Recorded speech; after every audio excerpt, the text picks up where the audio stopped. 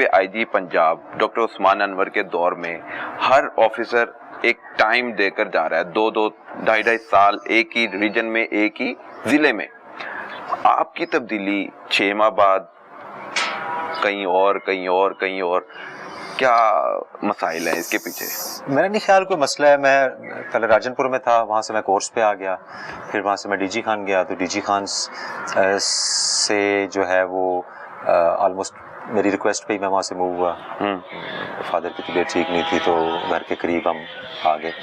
اور پھر منڈی بہاؤدین سے بھی یہاں پہ مجھے ایک اسپیشل ٹاسک دے کے بھیجا گیا کہ ہمارے یہاں پہ کچھ ایشوز تھے ریلیٹڈ ٹو موٹر وے، اور پھر کچھ تو وہ پھر مجھے ٹاسک دیا گیا کہ یہاں پہ جا کے آپ اس پہ کام کریں.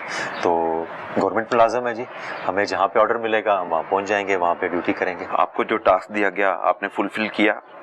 کہاں پہ؟ یہاں پہ منڈی بہاؤدین میں بھی کوشش کی، یہاں پہ بھی کر رہے ہیں. اب وہاں سے یہاں پر آئے ہیں آپ، یہاں پہ بھی کوئی ٹاسک ملا ہے؟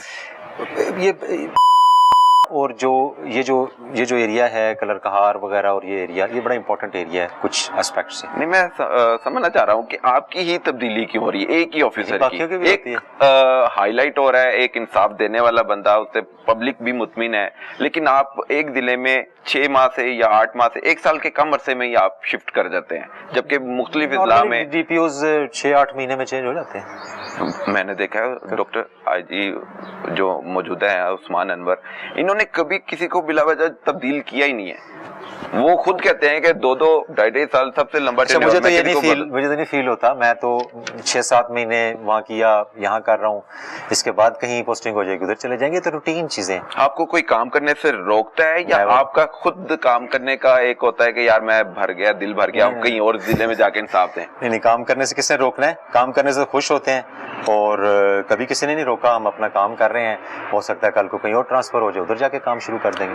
آپ منڈی بہاؤدین سے اس سے پہلے بھی اگر آپ پوسٹنگ ریکارڈز دیکھیں تو 6-8 مہینے 8 مہینے 6 مہینے 6-8 مہینے آپ کا کے پی کے میں رہا، گلگت میں رہا، بلوچستان میں رہا. سب سے لمبا ٹائم کہاں گزرا، زیادہ ٹائم کہاں گزرا، کس ضلع میں گزرا جب آپ نے پولیس جوائن کی؟ میرا خیال ہے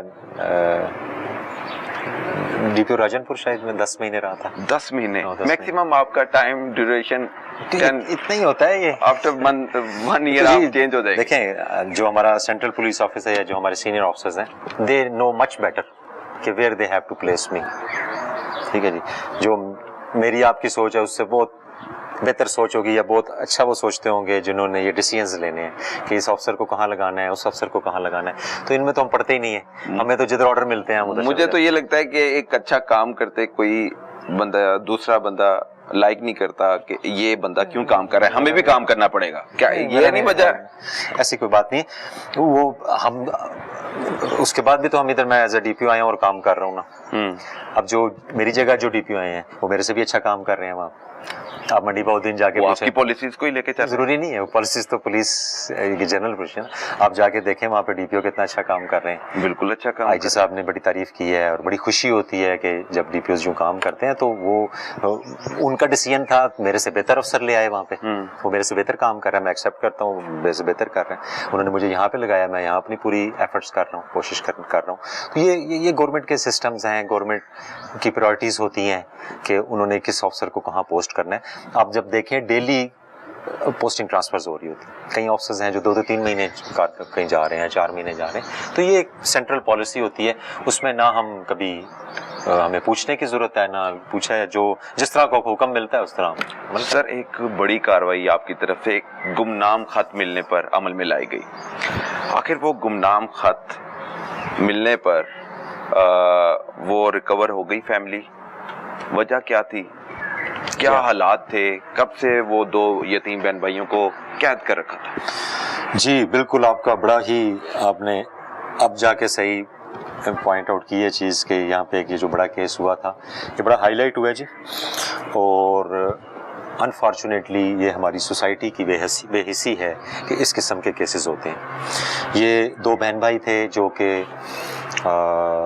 ایک گاؤں میں گک گاؤں ہے، تھانہ نیلا میں آتا ہے. وہاں پہ یہ رہائش پذیر تھے. ان کا اپنا گھر ہے، کافی بڑا گھر ہے، اور ویل آف ہیں. ان کے والدین کچھ عرصہ پہلے فوت ہوئے تھے، والد کو 1.5 سال پہلے فوت ہوئے تھے، والدہ اس سے پہلے فوت ہوئی تھیں. ان کی فیملی ہسٹری میں تھوڑا سا ایشو ہے مینٹل ڈسٹربنس کا، مینٹل ڈسیبلٹی کا آن لیٹر سٹیج.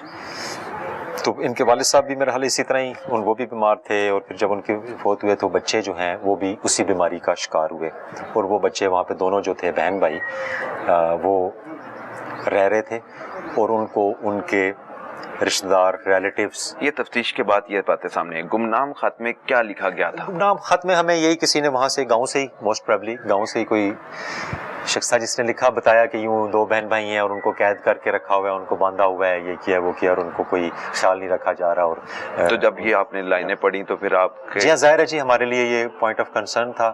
ہم نے اس کو فوری طور پہ اس کو موو کروایا، اور ہم نے ان کو ڈھونڈنے کی کوشش کی. اس گاؤں میں پہنچے، اس کے بعد پھر وارنٹ بھی لے لیے کورٹ سے بھی، تاکہ چیزیں ساری آن ریکارڈ ہو جائیں. اور جس وقت ایس ایچ او وہاں پہ پہنچے اور برآمد کیا وہ، تو اس وقت تک وہ جو میڈیکل رپورٹ بھی آئی ہے کہ وہ بھوک پیاس سے اور پور ہائیجینک کنڈیشنز کی وجہ سے وہ جو خاتون تھی اس کی ڈیتھ ہو چکی تھی. تو اس کو وہاں سے برآمد کیا گیا.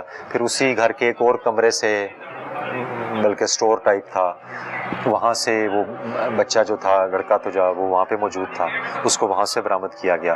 وہ بڑا گھبرایا ہوا تھا، بہت اس کی حالت خراب تھی. خیر اس کو بڑے اچھے طریقے سے اس کو وہاں سے لے جا کے اس کا علاج وغیرہ کرایا جا رہا ہے. اس کو پہلے ہم پنڈی میں بھی علاج کرایا، اس کی مسلسل میڈیکیشن چل رہی ہے. ابھی اس کی آج میں نے فریش رپورٹ لی ہے، اس کی MRI اور میڈیکل بورڈ پنڈی ہاسپٹل میں وہ چل رہا ہے، تو ہم اس کی لک آفٹر کر رہے ہیں. تو انفارچونیٹلی جب ہم نے اس کے ارد گرد کے حالات دیکھے، تو وہ جو تمام رشتہ دار تھے جو ارد گرد جن کے گھر ہیں، قریبی رشتہ دار ہیں، وہ لوگوں کے مطابق کہ جی وہی ان کا خیال رکھ رہے تھے اور ٹیک کیئر کر رہے تھے.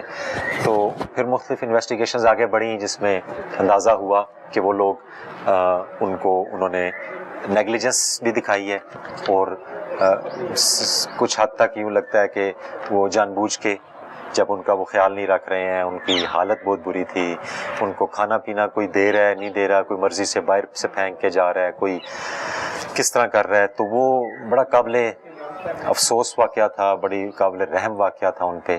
اور اس کے بعد پھر ہم نے پولیس کارروائی کی جی. ہم نے جو ہے وہ کیس رجسٹر کیا انڈر 302 میں. اس کو ہم نے پرچہ درج کیا ہے. اس میں 10 ہے نا جی نامزد، 10 لوگ نامزد ہوئے جو بینیفیشری تھے. ان کی کافی زمین تھی، ان کے والدین کی، بہن بھائیوں کے جو مطلب پیرنٹس کی طرف سے زمین ملی تھی. کتنی زمین تھی سر ان کی ملکیت میں؟ وہ تقریباً جو ہے وہ اس کی جو ایگزیکٹ فردیں اور وہ ہیں وہ ابھی پروسیس چل رہا ہے، but it is plus 700 Kunal.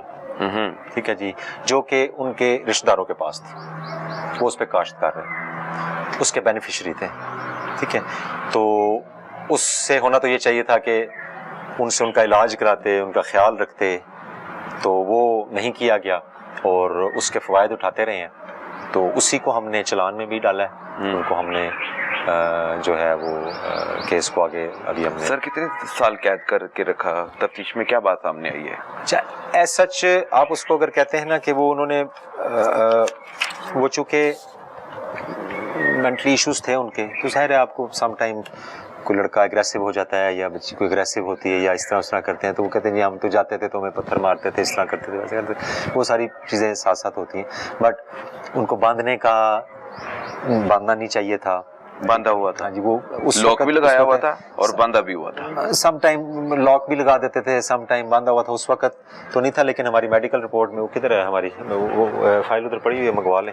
Cause of death میں جو ڈاکٹر نے بھی لکھا ہے کہ اسٹارویشن، بھوک پیاس، پور ہائیجینک کنڈیشن، گند، سارا وہیں پہ سارا کچھ وہ سب جب آپ اسی کمرے میں جب اس بیچاری کی ذہنی حالت اس طرح کی تھی، سب کچھ وہاں ہو رہا ہے.